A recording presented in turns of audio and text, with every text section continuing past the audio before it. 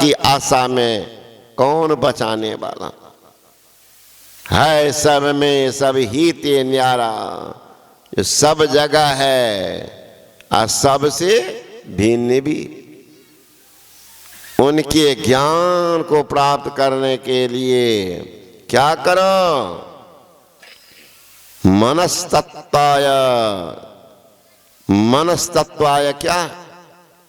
ए ओम युञ्जानः प्रथम मनस्तत्वाय सविता धियम।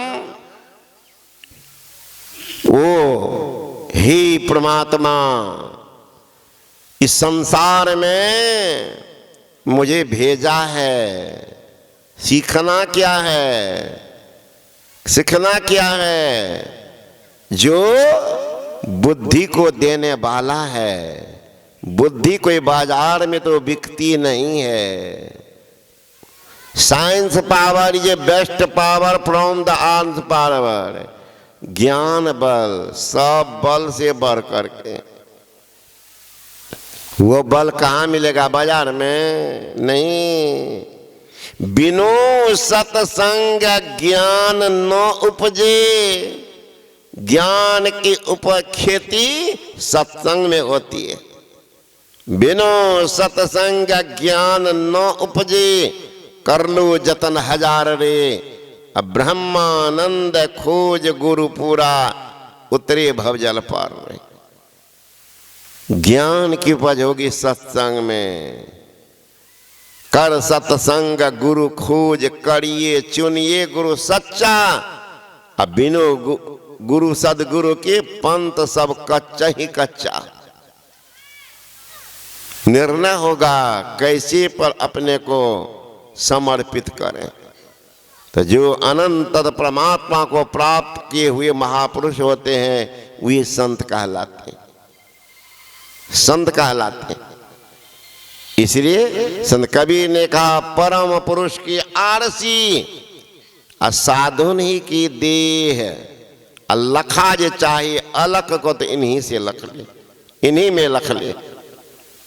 परम पुरुष की आरसी ऐना है, ऐना आरसी कहते ऐना। तो कौन है? का साधु की देह। अलग को देखना चाहते तो इन्हीं में लख ले। क्योंकि वे सबकी बात सुनते। एक लड़का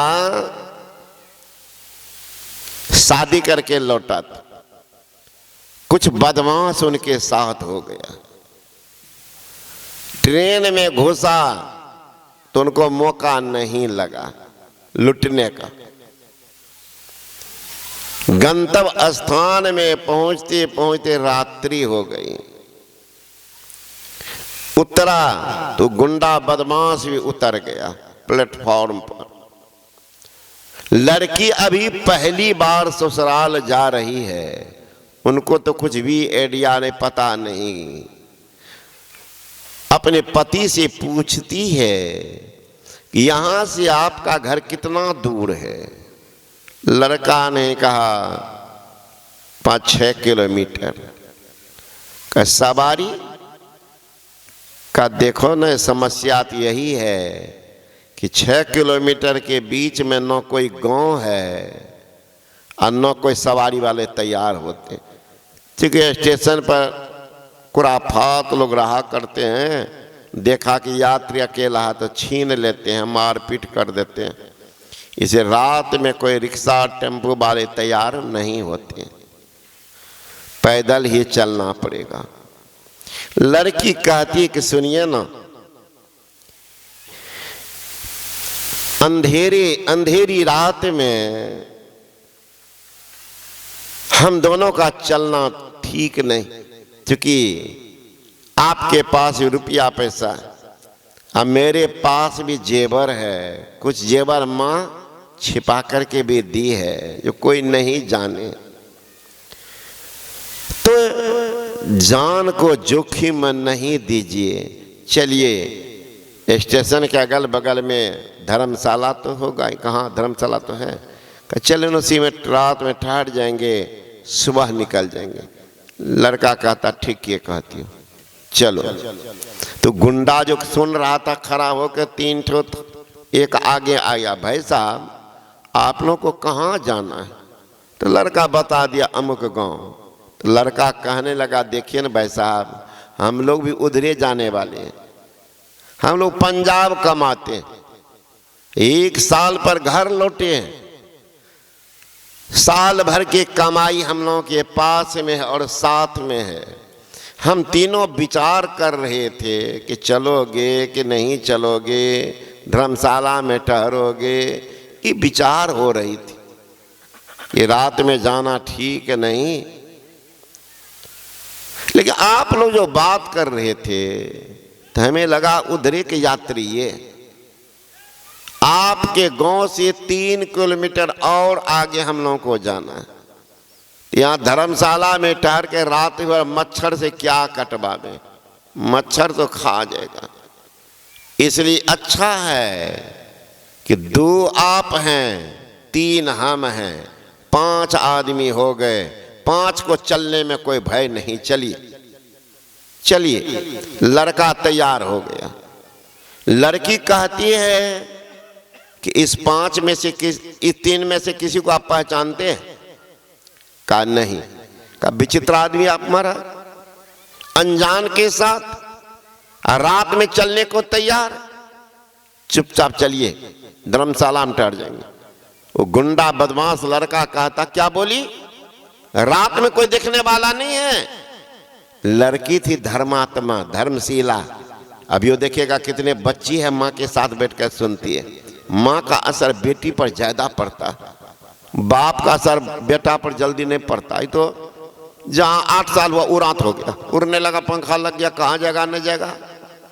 लड़की देखिएगा 24 घंटा में 20 घंटा माँ के पास रहती। माँ अगर बदमाश होगी तो लड़की निश्चित बदमाश होगी, सारा गुण सीख लेती है। आज कोई घर बर्बाद होता, क्या कारण? माँ का कारण। मंतरिया मगता फूकती है कि बोला, अब वो बोल देती है, ये रो रही वहां, ये रो रही यहाँ घर। मंतरिया सारा खेल करती है। तो लड़की बचपन से सत्संग सुनी थी, सत्संग का रंग चढ़ा था। जो ही लड़का का क्या रात में कोई देखने वाला नहीं है, लड़की समझी लड़का लगता धर्मात्मा है, जो उस देखने वाले को पर विश्वास। लड़की कहती हाँ हाँ रात में भी देखने वाला। पति से कहती है पतिदेव चलिए, अब कोई बात नहीं, चलिए। 5 मिलके चल दिए। सुनसान जगह पर गया, स्टेशन से कुछ दूर। गुंडा सब निकाला अपना छुरा, रिवॉल्वर, कल्ला शर्मा, रुपया छीन लिया, जेवर छीन लिया। लड़का के गला पर जो हथियार चलाया, गले को काट दिया बेजान। वो लड़की पागल की तरह रोने लग गई, लाश के पास लोटपोट करने लग गई। फिर भी वो गुंडा हाथ पकड़ के खींच रहा है, तो लड़की उलट उलट करके देख रही। गुंडा कहता है तुम क्या देख रही हो? वो लड़का जिंदा है, रोती बिलखती, वो दुखिया अबला बोलती है, मैं उसको नहीं देख रही हूं। तब क्या देख रही हूं? स्टेशन पर तुम ही बोला था कि रात्रि में कोई देखने वाला नहीं है। उसी देखने वाले को देख रही हो। जिंदगी के प्रथम सीढ़ी पर जिंदगी का अंत हो गया। हमारी माँ बाप कितनी अरमा से मेरी शादी की, उस सारे अरमा उनकी धाराशायी हो गई, सारी खुशहाली उनकी गायब हो गई। जिंदगी के प्रथम सीढ़ी पर मेरी जिंदगी का अंत भी हो गया। इतना अन्याय, फिर भी तुम हाथ खींच रहे हो। इतना अन्याय होने पर भी वो देखने वाला कहाँ है? अभी तक नहीं देख रहा, उसी को बार बार देख रहे। इतना कहना था कि देवदूत उतर गया और तीनों गुंडा को मार के खत्म किया। और लड़का के धर में जो उनके सर को सटाया, लड़का जीवित भी हो गया। कौन सुनता है? वहां न कोई मंदिर था, न कोई धर्मशाला था, न कोई महात्मा की कुटिया थी। सोना कौन? वही है सर्वांतर्यामी, सब जगह रहते हुए सबके साथ में, सबके पास में भी रहता है ना। सब घट मेरी साया, सूली सेज न कोई, बलिहारी वा घट की जा घट प्रगट होए। धन्य है वह शरीर जिसमें प्रकट हो जाते। सब जगह तो है। हम लोग मिथिलांचल में रहते हैं, उधर की भाषा तो आप लोग कम समझेंगे। उधर लोग पढ़ते हैं एक सलाई में आग, माने सलाई में आग है। एक सलाई में आग, बरत की बिना रगड़ना, मिलत की अधिकार बिना की झगड़ना। अधिकार खोजते हो तो संघर्ष तो करना ही पड़ेगा। अब बिना संघर्ष किए बिना कोई महान नहीं बन सकता। बिना संघर्ष किए कोई महान नहीं बन सकता। ठोकर खाए बिना जीवन में कोई सही इंसान नहीं बन सकता। शिल्पी के हाथ में, कारीगर के हाथ में गए बिना पत्थर भी, मिट्टी भी भगवान नहीं बनता। तो सदगुरु के शरण में गए बिना कल्याण कैसे हो सकता? जो चाहो कल्याण को, बनो संत संतान। कल्याण चाहते हो तो जाना ही पड़ेगा, और नहीं अज्ञान खोजते हो तो किनारे में बैठे रहो, देखते रहो सब पार हो रहा, सब पार हो। और तुम गिनते रहना कौन कौन पार हो गया, गिनते रहो। तो कल्याण चाहते हो तो संत का संतान बनो। पुकार सुनते हैं लेकिन हृदय की पुकार हो। ये हाथ में सिमरनी है, पेट में कतरनी है। अब भागवत गीता का पाठ दोनों शाम कर रहे हैं, करते रहिए, मर जाइएगा प्रार्थना भगवान नहीं सुनेंगे।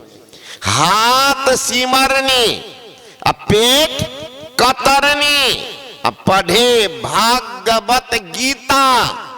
हृदय शुद्ध किया नहीं बोरे, कहत सुनत दिन बीता, जग में नाम भजा सो जीता। हाथ में सिमरनी है, पेट में कतरनी है। भागवत गीता पढ़ने से क्या होगा? भागवत गीता पढ़ने क्या होगा? हाथ सिमरनी, पेट कतरनी, पढ़ी भागवत गीता, हृदय शुद्ध किया नहीं बोले, कहत सुनत दिन बीता। दिन खत्म हुआ, इसलिए समय निकालो। जिंदगी का कल्याण एकमात्र ईश्वर भजन में। भजन कैसे करो इसकी जुक्ति सीख लो। पुनः आप लोग अन्य समय में सुनिएगा। बोले श्री सद्गुरु महाराज की।